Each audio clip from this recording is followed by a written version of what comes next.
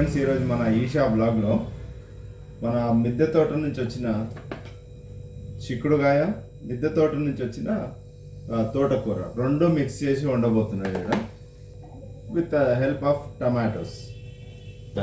చిక్కుడుగాయలు, తోటకూర, కరివేపాకు, కొత్తిమీర అండ్ ఆనియన్స్ మరియు టొమాటోస్. ఓకే, అల్లం వెల్లిగడ్డ పేస్ట్ కూడా వేస్తాం ఇందులో. ముందుగా స్టవ్ వెలిగించుకుందాం, బాండి పెట్టుకుందాం.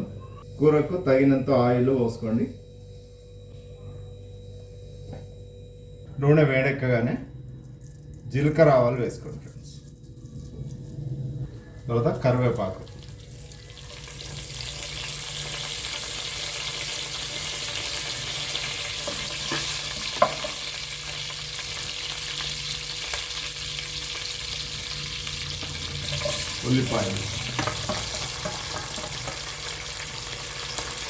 ఉల్లిపాయలు తొందరగా వేగడానికి లైట్గా ఉప్పు వేయండి.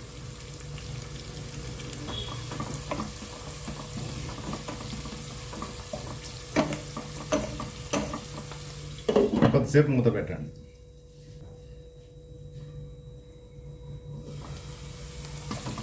ఉల్లిపాయలు కొద్దిగా వేగగానే అల్లం వెల్లుల్లి పేస్ట్ వేయండి. సరిపడా పసుపు వేయండి.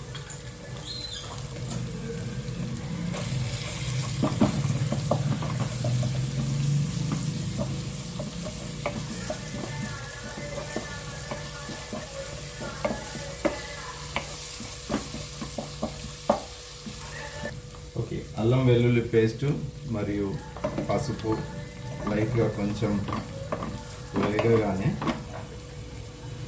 కట్ చేసి పెట్టుకున్న చిక్కుడుకాయలు వేయండి.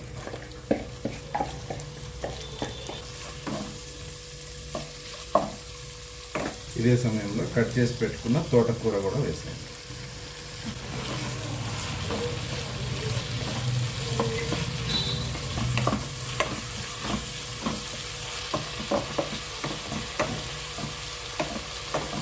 కొద్దిసేపు మూత పెట్టి ఉడికించండి.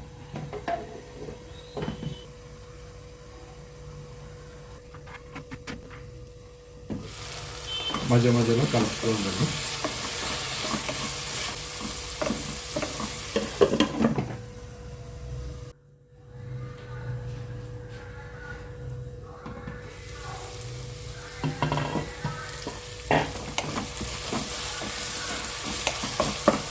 ఓకే, ఇప్పుడు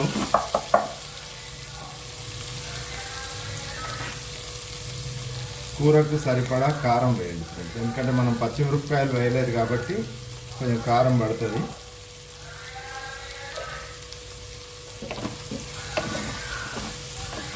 ఓకే, ఇప్పుడు కూరకు సరిపడా ఉప్పు కూడా వేయాలి. ఆల్రెడీ మనం పోపులో ఉప్పు వేసినాం కాబట్టి ఇక్కడ కొంచెం తక్కువ పడుతుంది.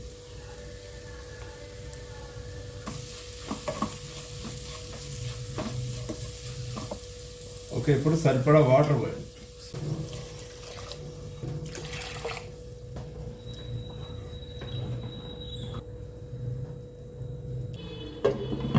మూత పెట్టి స్టవ్ ఫుల్గా పెట్టండి.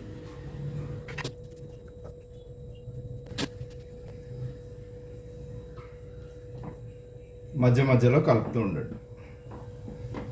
తోటకూరలోని రసము చిక్కుడుగాయల రసం తోటకూరలోకి ఇంకుతుంది అన్నమాట.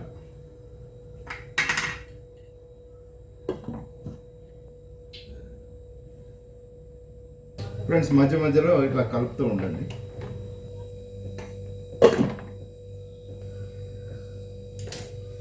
ఓకే, ఇప్పుడు టమాటోస్ వేసేయండి ఫ్రెండ్స్. టమాటోస్ వేసి బాగా కలపండి. ఈలోపు మనం కూరని చూద్దాం ఒకసారి. చూస్తున్నారు కదా, లుక్ బాగుందా? ఎందుకు బాగుండదండి? ఎంతైనా మన తోటలో పడిన తోటకూర అండ్ చిక్కుడుకాయ కూర with the help of tomato. అర్థమైందా? ఇంకొంచెం సేపు ఉడకనిద్దాం.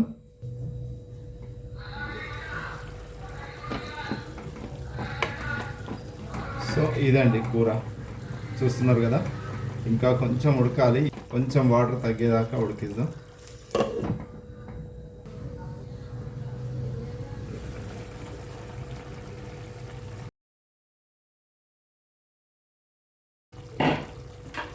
సో ఈ సమయంలో మనం కట్ చేసి పెట్టుకున్న కొత్తిమీర వేసుకోండి.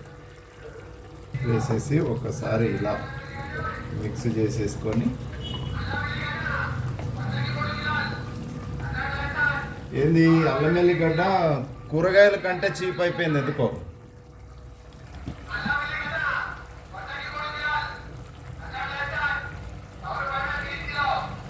Okay friends,